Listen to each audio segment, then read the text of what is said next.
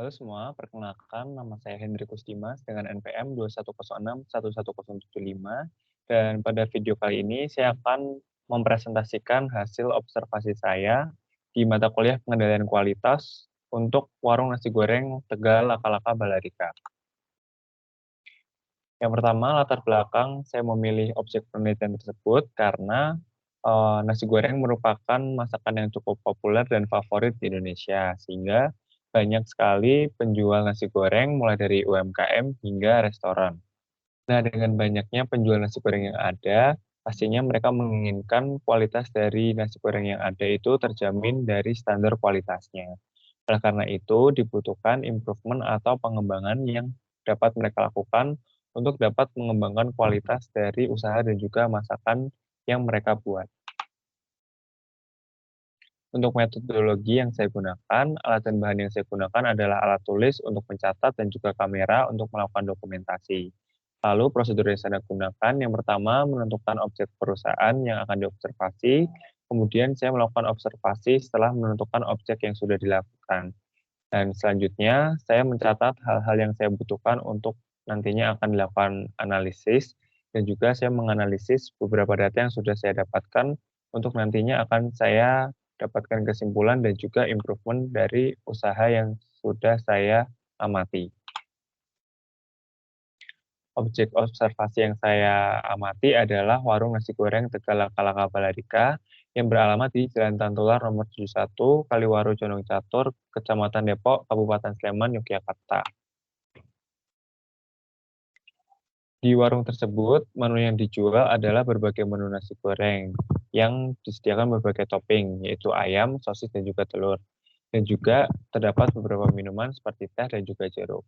Di sebelah kanan merupakan proses bisnis dari warung nasi goreng Tegal Laka-Laka Balarika, yaitu dimulai dengan pemesanan dari customer, kemudian akan diterima oleh owner, mencatat hasil order, mengecek persediaan stok, kemudian apabila stok tersedia, owner akan membuat pesanan, memberikan nota pembayaran kepada customer, kemudian customer melakukan pembayaran dan akan dicatat oleh owner di daftar transaksi.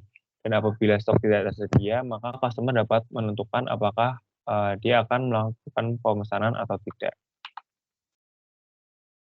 Berikut merupakan biaya output dari warung nasi goreng Tegal Laka Balarika yang dibagi ke dalam biaya investasi dan juga biaya operasional. Dan total biaya output yang dikeluarkan adalah 10.600.000. Berikutnya adalah permasalahan yang ada di warung tersebut. Yang pertama dari segi bahan baku, untuk bahan baku yang ada tidak terdapat tempat penyimpanan yang cukup layak. Contohnya adalah kulkas, di mana sesuai dengan peraturan pemerintah, seharusnya untuk penyimpanan untuk daging itu dilakukan di dalam kulkas, sehingga mengurangi adanya potensi terkontaminasi dengan kuman ataupun bakteri.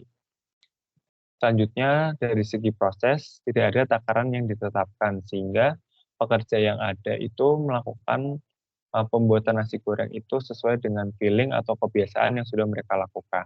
Dan selanjutnya dari segi output, kertas minyak yang digunakan untuk membungkus masakan itu seringkali robek karena sudah terlalu lama digunakan, sehingga juga menghilangkan kualitas dari nasi goreng yang sudah dibuat. Selanjutnya permasalahan dari segi manusia yang ada, tidak ada job desk pekerjaan yang tetap. Jadi dari dua pekerja yang ada, mereka tidak melakukan pekerjaan yang tetap sehingga mereka cukup kebingungan untuk melakukan pekerjaan yang akan mereka lakukan. Selanjutnya dari segi metode tidak ada takaran yang sesuai, dari segi material tidak ada tempat penyimpanan. Selanjutnya dari segi environment, untuk lingkungannya itu beberapa lantai sudah ada yang rusak sehingga kurang nyaman untuk melakukan dine-in atau makan di tempat, dan juga kebersihannya kurang dijaga karena masih terdapat beberapa sampah yang cukup berserakan. Dan selanjutnya dari segi informasi, penyebaran informasinya kurang dilakukan seperti pada sosial media. Berikut merupakan fishbone diagram dari permasalahan yang ada di warung tersebut. Untuk permasalahan yang ada, saya bagi ke dalam method, material, surroundings, machine, dan juga man.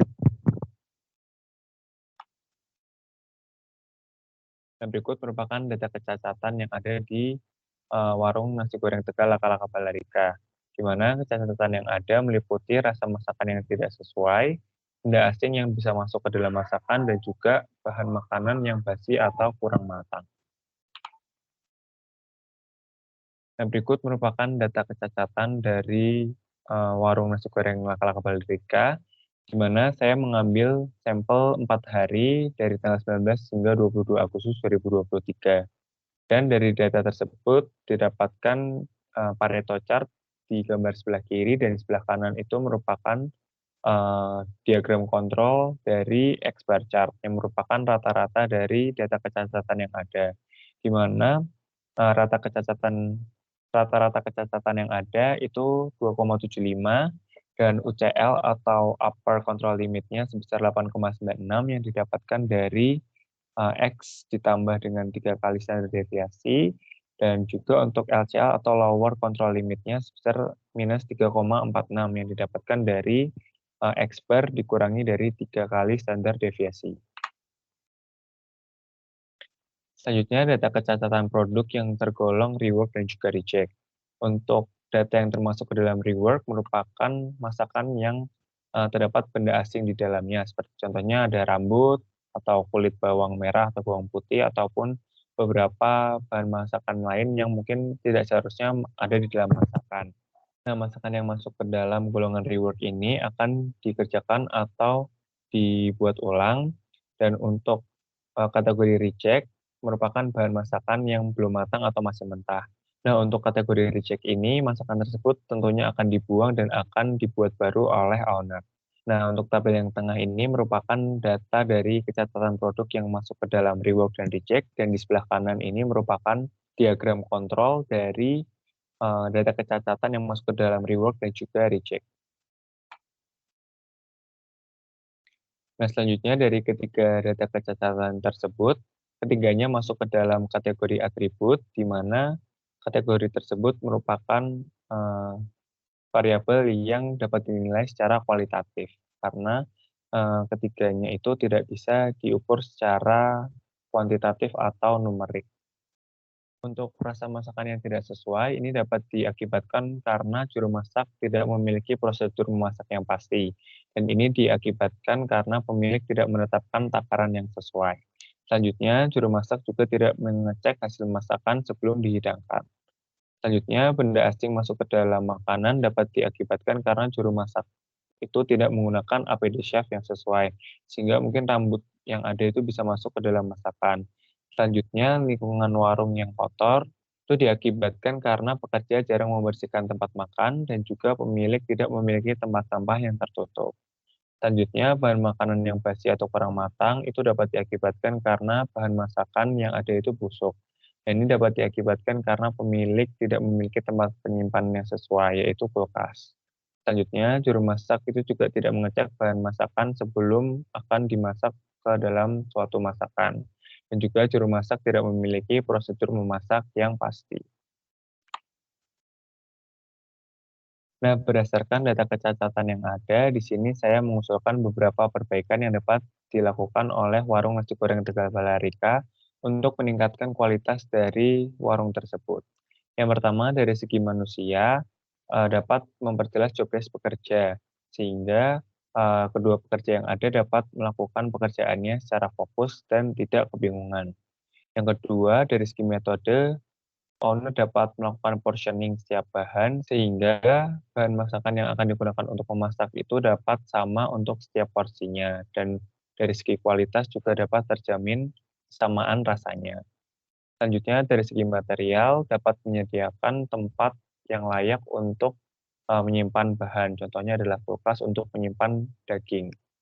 Selanjutnya, dari segi environment, pemilik dapat menjaga kebersihan dari warung tersebut dengan cara menyapu secara berkala dan juga menyiapkan tempat sampah yang tertutup.